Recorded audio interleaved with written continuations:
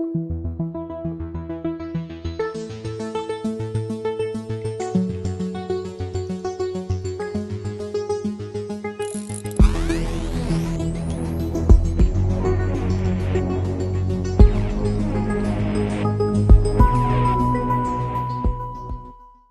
think it was in the Times this morning, Timothy Egan, who's a good writer for sure. And as usual, it was a headline to his piece that caught my attention. He wrote, "The next 3 months are going to be pure hell." Oh no. Oh no. Now, I know that the past 3 months, the past 9 months have been pure hell for so many people in this country because we have no leadership except a gangster. A filthy gangster who has been squatting in the White House on a mountain of cheeseburgers for the past 4 years. And as a result of that lack of leadership in any form, in any way, but especially where it concerns the pandemic, we have 300,000 families who are suffering, more than 300,000, because they've had to suffer through the death of a family member or more than one family member as this pandemic swept across the country with nothing being done at the highest levels of political leadership to mitigate that sweep. In public health, yes, there have been some notable voices who have spoken out and continue to speak out about the proper way to respond to this assault.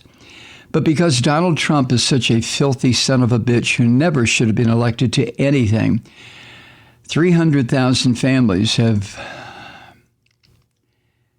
suffered the death of a loved one or more than one loved one because of Trump's inertia. He's just the worst president this country has ever had, probably most countries on earth have ever had. But I digress. The next 3 months are going to be pure hell caught my attention, the name of the headline at the top of the column. And it's not what I expected. And that's the reason I want to share this with you.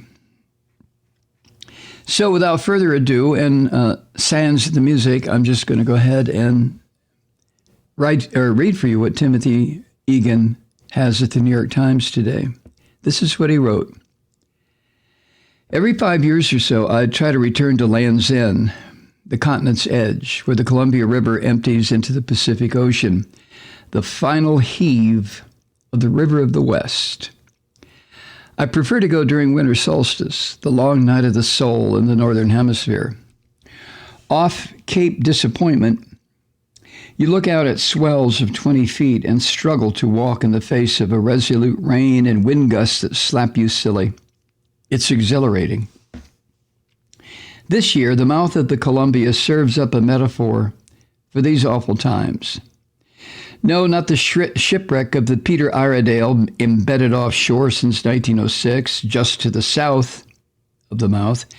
The hollowed-out skeleton of that four-masted steel bark seems too obvious a symbol of the United States in President Trump's final weeks.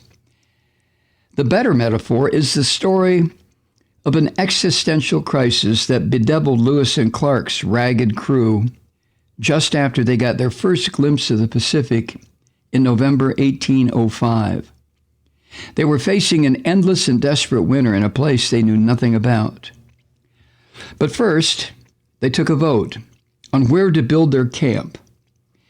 In their crew, York, an enslaved person, and Sacagawea, a native woman and former slave, were both given a voice on this occasion. The decision was made to cross the Columbia and hunker down near what is now Astoria, Oregon. That episode comes with plenty of asterisks. Upon his return, William Clark did not free the enslaved man who had been allowed a momentary vote in the wild. He was property, as before. If any attempt is made by York to run off or refuse to perform his duty as a slave, I wish him sent to New Orleans and be sold, Clark wrote after the expedition had ended. And Sacagawea, the only woman in the Corps of Discovery, the special U.S. Army unit led by Lewis and Clark, and the mother of an infant that she carried to the Pacific and back, She was initially denied a chance to see the ocean until she insisted. But as a lesson in our coming catastrophe, a season which could be, quote, the most difficult time in the public health history of this nation, end quote, as Robert Redfield, the head of the CDC, said earlier this month. As a lesson, the winter of 1805 to 1806 is instructive. The task of that mildewed crew was to stay alive and alert until the spring, when they planned to return. You can imagine the descent toward misery. The explorers recorded only a dozen days without rain. As William Clark wrote, quote, "Oh, how disagreeable is our situation during this dreadful weather," end quote. For his part, Meriwether Lewis appears to have suffered from bouts of severe depression throughout his life. 3 years after completing the expedition, he died at the age of 35 of gunshot wounds, what most historians agree was likely a suicide. Clark wrote after hearing the news, quote, "I fear the weight of his mind has overcome him," end quote. During this coronavirus pandemic, the number of adults exhibiting symptoms of depression has tripled, and alcohol consumption has risen. We are prisoners of our homes and our minds, Zoom fatigued, desperate for social contact. As a nation, we are diminished and exhausted, and millions remain out of work. Further, it has been a long fall from that crude but egalitarian vote at the mouth of the Columbia to one that is among the nadirs of democracy, when 60% of Republican House members joined a court effort to negate the sovereign rights of the people to elect their leaders. Vladimir Putin acknowledged Joe Biden's victory before Mitch McConnell did.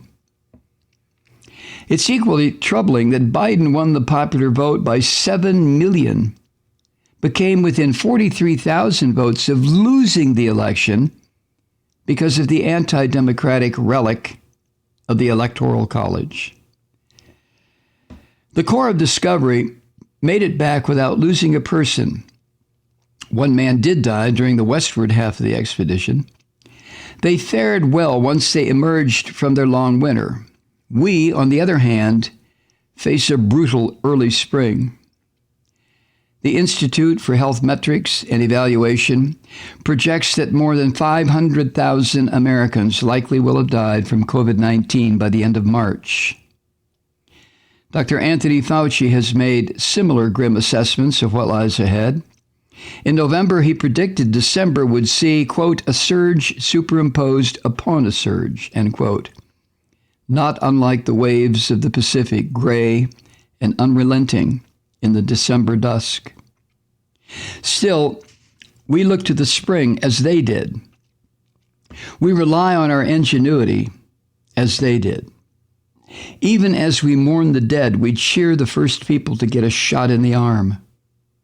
Sandra Lindsay, the Long Island nurse who had the distinction of becoming the first to be vaccinated on our shores after getting the coronavirus inoculation, said, quote, "I feel like healing is coming," end quote. We cling to the coming spring because it's far better than thinking about tomorrow's dreary sameness. We look forward to a new president and the return of the simple joy of human touch. But before that, we need to be psychologically ready for 3 months of pure hell. How to get through it? Hibernation, taking a cue from our fellow warm-blooded mammals. Looking inward, discovering the nuance and overlooked dimensions of things long neglected. And a sliver of advice from words attributed to the Irish writer Edna O'Brien, that winter is the real spring. Timothy Egan, writing at the New York Times. Hi, Truth Seekers. Mike Malloy here. As you know, we've switched formats and are now broadcast exclusively on the Progressive Voices Network. So that means you get fewer program interruptions, no corporate commercials, and lots of profanity. But our format change also means some of our radio listeners no longer hear the program. It's been a while since I mentioned our podcasts, so you may have forgotten that there is a way to listen to this program anytime you need a good dose of screaming. Visit MikeMalloy.com and subscribe to our podcasts. As a podcast subscriber, you can download the program to your mobile device and take me with you wherever you go. And if you have a friend who needs a dose of truth-seeking, you can give a gift subscription as well. That's MikeMalloy.com, and never miss a minute of the uncensored fun and frivolity.